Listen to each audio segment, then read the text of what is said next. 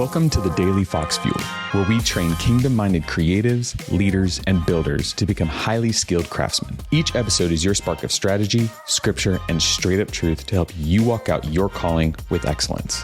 Now let's get to work. Yo, what's up, crew? Hey, today we're going to hop right into it. I know we all got a lot of things going on, and I'm kind of excited about today's topic because it's all about momentum.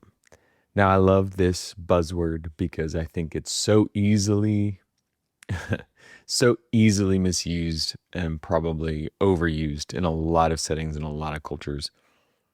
But I love this word because it's something that I feel like I'm in a season of experiencing, but it's not because it's because of the prior seasons that I get to experience it now. This is the funny thing about momentum. Momentum carries through seasons. It's not something that just happens, right? Like a object in motion stays in motion until something stops it. Simple science right here, right? So think about a rock. A rock is just sitting there, and until it's pushed, it won't roll down a hill. But the cool thing is as it rolls down the hill, it's creating energy and movement and momentum to cause it to go faster and faster and faster and faster and faster. And the cool thing is it's easier for that rock to stay in motion as it's in motion than it is to start fresh. It's very similar. I think about this with my Tesla and the regenerative braking. Like as I'm going downhill, I can feel that pulling it down the hill because it's pulling the energy through and moving it forward without me pushing the gas.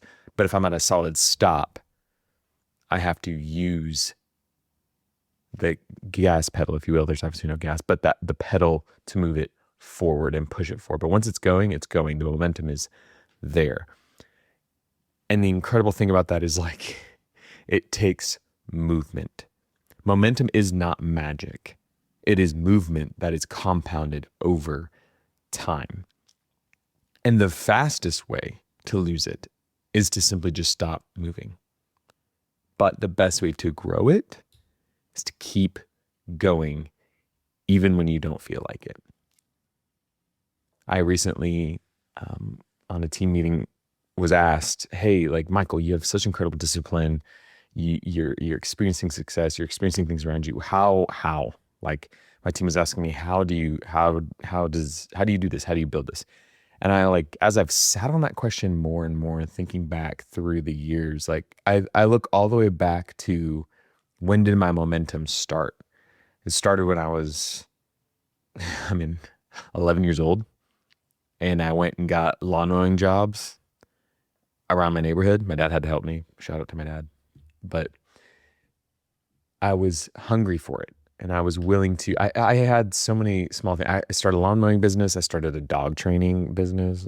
Business is a loose word here. I was 12 teaching my neighbor's dog how to sit. But regardless, I had the drive to want to do it. At 14, I went and got my first legal workers permit so I could go work at my local country club in their kitchen. The first time I ever stepped foot in a country club, by the way, was to work in a back kitchen as a dishwasher. Never once in my life had I ever been at one. But I was hungry for it and I wanted it. And that's when the momentum started. I was washing dishes, food being slung at me, thrown at me in the back room. Just gross, so disgusting. But as a 14-year-old working on the weekends and working in the evening, to go for the goal that I wanted.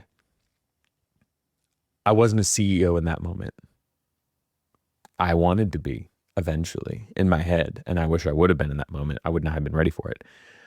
But it was those moments of washing the dishes, scraping the plates, throwing the trash out, late nights, early mornings, that's when the momentum was beginning to be pushed. And now, 20 years later, I'm feeling the momentum. I'm feeling the movement from that momentum. It's compounded over time.